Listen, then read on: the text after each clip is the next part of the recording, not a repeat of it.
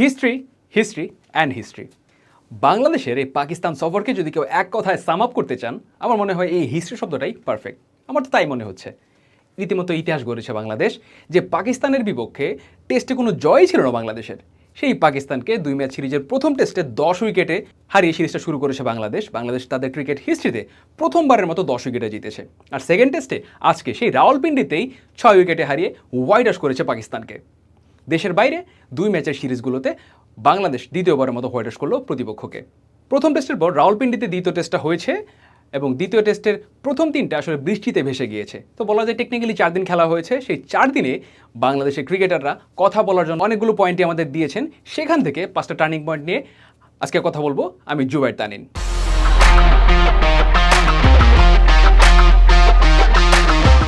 সেই টার্নিং পয়েন্টগুলো নিয়ে আলোচনা করার আগে একটা রেকর্ডসের কথা জানিয়ে রাখি। 26 রান বা তার কমে 6 উইকেট হারানোর পর কোনো দল টেস্ট জিতেছে, এর আগে কখনো এরকমটা হয়নি। আজকে বাংলাদেশ সেটা রাওয়ালপিন্ডিতে করে দেখিয়েছে।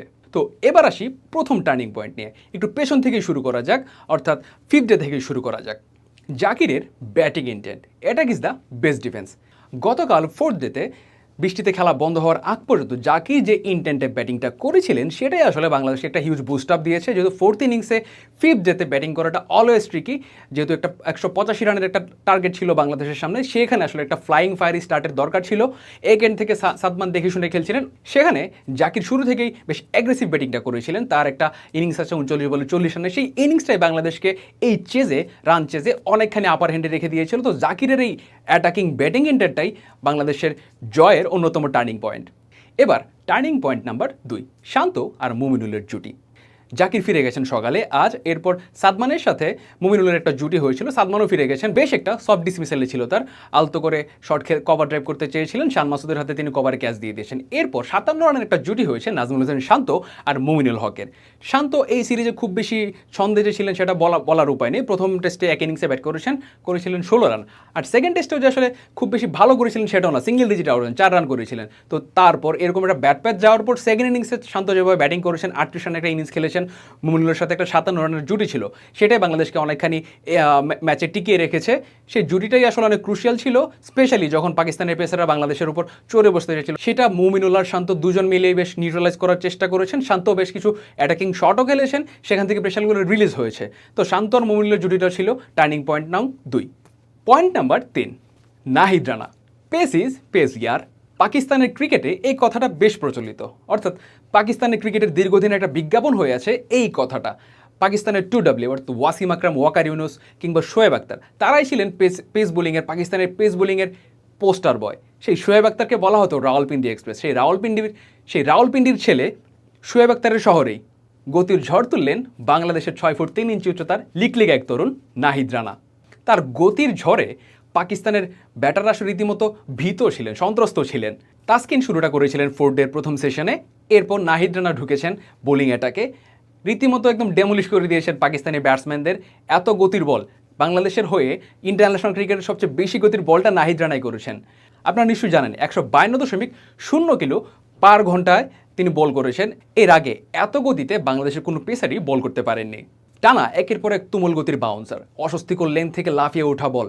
গতকাল সকালের শুরুর সেই স্পেলে 3 জন ব্যাটসম্যানকে ফিরিয়েছেন নাহিদ রানা তুমুল গতির ঝড়ে। শান মাসুদ, বাবর আজম এবং সৌদ শাকিল, এই যে একটা ফায়ারি একটা স্পেল করেছেন তিনি, সেখানে পাকিস্তান অনেকখানি পিছিয়ে গেছে। তাসকিন শুরুটা এনে দিয়েছিলেন, নাহিদ রানা অ্যাটাক করেছেন এবং উইকেট টেকিং ডেলিভারিগুলো শেষমেশ করেছিলেন হাসান মাহমুদ। সো নাহিদ রানার যে এই ইনক্লুশনটা, তিনি হয়তো শরীফুল ইসলাম যদি ফিট থাকতেন, তাসকিন আগের টেস্ট খেলেননি, এই টেস্টে ফিট হয়ে ফিরেছেন। শরীফুল ইসলাম চোটে এই ম্যাচটা থেকে বাদ পড়ে গেছেন। শরীফুল ইসলাম ফিট থাকলে নাহিদের হয়তো খেলারই কথা ছিল না, তিনি হয়তো 11ই থাকতেন না। সেখানে সুযোগটা পেয়ে নাহিদ রানা সেটা যেভাবে কাজে লাগালেন সেটা একদম রিমার্কেবল। নাম্বার 4, অলরাউন্ডার মিরাজ আর লিটনের ব্যাটিং মাস্টার ক্লাস। মেহেদী হাসান মিরাজের বোলিং এবিলিটি নিয়ে আসলে কখনোই কোনো প্রশ্ন ছিল না। লাল বলে তিনি বাংলাদেশের লিডিং বোলারদের একজন তথা লিডিং স্পিনারদের একজন। টেস্টে তিনি রেগুলার পারফর্মার বোলার হিসেবে, কিন্তু তার যে ব্যাটিং সত্তাটা আছে সেটা আসলে কখনোই সেভাবে দেখা যায়নি। ফাঁকে ফুঁকে মাঝে মধ্যে দেখা গেছে তার কাছ থেকে দু একটা ভালো ইনিংস, কিন্তু ব্যাটিংয়ে তার সার্ভিসটা আসলে সেভাবে পায়নি বাংলাদেশ। তবে এবার এই সিরিজে ব্যাটার মিরাজের দেখাও মিলল। সিরিজের 2টা টেস্টেই 50 করেছেন মিরাজ, সেকেন্ড টেস্টে স্পেশালি 50 করেছেন, 5 উইকেট নিয়েছেন। সাকিবের পর দ্বিতীয় বাংলাদেশি হিসেবে একই টেস্টে অ্যাওয়েতে 50-র পর 5 উইকেট নিয়েছেন মেহেদী হাসান মিরাজ। অর্থাৎ বোলারের পর ব্যাটার মিরাজকেও পাওয়া যাচ্ছে টেস্ট ক্রিকেটে, সেটা অবশ্যই বাংলাদেশের জন্য একটা পজিটিভ সাইন। সাকিবের কেরিয়ার অনেকখানি অস্তাচলে হয়তো শেষ দিকে চলে এসেছেন, সেখান থেকে সাকিবের হাত থেকে অলরাউন্ডারের ব্যাটনটা মিরাজের হাতে হয়তো পাস হয়ে গিয়েছে, মিরাজও সেই জিনিসগুলোই দেখাচ্ছেন এখন, তার উপর ভরসা করতে পারে বাংলাদেশ অলরাউন্ডার হিসেবে। ব্যাটার হিসেবে যে ল্যাকিংসগুলো ছিল সেটা এবার মিরাজ পুষে দিয়েছেন, দুটো 50 করেছেন। 50গুলোকে আসলে বড় করতে পারেননি, তার কনভার্ট করার চান্স ছিল 100%। তো মিরাজ সেই ভরসাটা জিততে পেরেছেন নির্বাচকদের হয়তো, এবং এই দারুণ এই পারফরমেন্সে এই সিরিজে নিয়েছেন তিনি 10টা উইকেট নিয়েছেন বোলিং এবং রান করেছেন 155। দারুণ এই পারফরমেন্সে মিরাজ হয়েছেন এই সিরিজের সিরিজ সেরা ক্রিকেটার। এবার আসি লিটনের 138 রানের দুর্দান্ত ইনিংসটা নিয়ে। যে সিচুয়েশনে লিটন ব্যাটিংয়ে এসেছিলেন তখন সেটাকে আসলে ধ্বংসস্তূপ ছাড়া কি বলার আছে। 26 রানে 6টা উইকেট পড়ে গিয়েছে মেহেদী হাসান মিরাজকে নিয়ে, তখন ইনিংস মেরামতটা তিনি করলেন, দারুণভাবেই করলেন। সপ্তম উইকেটে 165 রানের জুটি, যেটাই আসলে বাংলাদেশকে ম্যাচে ফিরিয়েছে। 26 রানে 6 উইকেট পড়ে যাওয়ার পর আমরা আসলে অনেকেই ভাবছিলেন যে বাংলাদেশ তাদের লোয়েস্ট যে ইনিংস আছে টেস্ট ক্রিকেটে সেটাও আসলে পেরিয়ে যাবে কিনা। 43 রানের ইনিংস, 43 রানের সর্বনিম্ন সংগ্রহ আছে বাংলাদেশের ওয়েস্ট ইন্ডিজের এগেনস্টে। তখন মনে হচ্ছিল সেটার আগেই হয়তো 43-এর আগে হয়তো বাংলাদেশ গুটিয়ে যাবে, কিন্তু লিটন আর মিরাজের সেই দুর্দান্ত জুটিটাতে বাংলাদেশ ম্যাচে ফিরেছে। দুজন মিলে দারুণ ব্যাটিং করেছেন এবং লিটন দাস মিরাজ আউট হওয়ার পরও যেভাবে ক্যারি করেছেন হাসান মাহমুদকে নিয়ে, স্পেশালি হাসান মাহমুদের কথা আলাদা করে বলতে হয়। তিনি 51টা বল খেলেছেন, লিটনকে আসলে দারুণ সঙ্গ দিয়েছেন তিনি।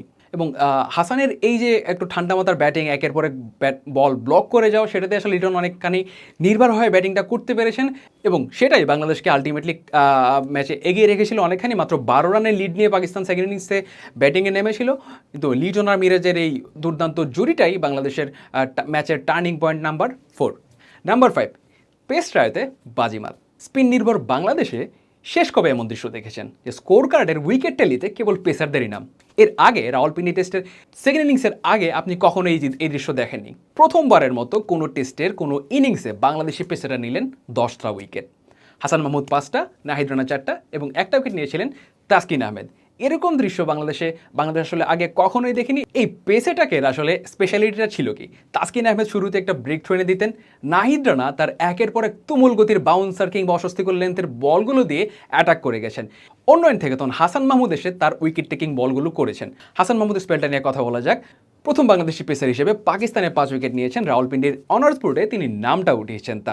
তার এই 5 উইকেট নেওয়ার পিছনে গল্পটা কি? গতকাল প্রেস কনফারেন্সে বলেছেন তেমন কিছুই না, তিনি আসলে প্রসেস মেনেই বল করেছেন এবং সেটার রেজাল্টটা পেয়েছেন। অর্থাৎ তাসকিন আহমেদ এবং নাহিদ রানা মিলে যে থ্রেটটা ক্রিয়েট করেছেন, যে প্রেশারটা ক্রিয়েট করেছেন, সেটার চান্সই নিয়েছেন তিনি প্রসেস মেনটেন করে বোলিং করে।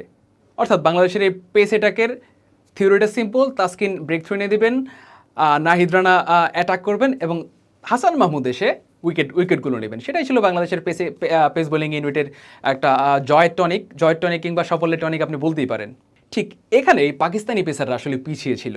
এই টেস্টে শাহিন শাহ আফ্রিদি এবং নাসিম শাহকে ড্রপ করেছে পাকিস্তান, খেলিয়েছে মোহাম্মদ আলী, খুররম শেহজাদের মতো নতুন পেসারদেরই বলা ছিল। খুররম শেহজাদ বেশ ভালো বল করেছেন। বাংলাদেশের যে 26 রানে 6 উইকেট এই যে ব্যাটিং ধসটা, সেটা মূলত তার হাত ধরে এসেছিল। কিন্তু এই যে শুরুতে একটা প্রেশারে ফেলে দেওয়ার পরও পাকিস্তানের বাকি পেসাররা মিলে কিছুই করতে পারেননি বাংলাদেশের। লিটন এবং মিরাজ যে রেজিলিয়েন্স শো করেছেন সেটাতে আসলে চিরি ধরাতে পারেননি তারা। এইখানটাতেই মূলত আরও একটু পার্থক্য হয়ে গিয়েছে। ম্যাচটা বাংলাদেশের দিকে ঝুঁকিয়েছেন পেসাররাও। পাকিস্তানের যেটা করতে পারেনি বাংলাদেশের পেসাররা সেটা করে দেখিয়েছেন এবং এখানেই মূলত এই 5টা পয়েন্টেই মূলত ম্যাচটা বাংলাদেশের দিকে ঘুরেছে এবং হোয়াইট ওয়াশ করেছে পাকিস্তানকে। বাংলাদেশের পরের অ্যাসাইনমেন্ট আপাতত ভারত সফর। কিন্তু ভারত সফরের আগ পর্যন্ত এই যে ঐতিহাসিক জয়টা, এই ঐতিহাসিক সিরিজ জয়টা, সেটা তো আপাতত বাংলাদেশ কিংবা বাংলাদেশের ভক্তরা তাড়িয়ে উপভোগ করতেই পারেন।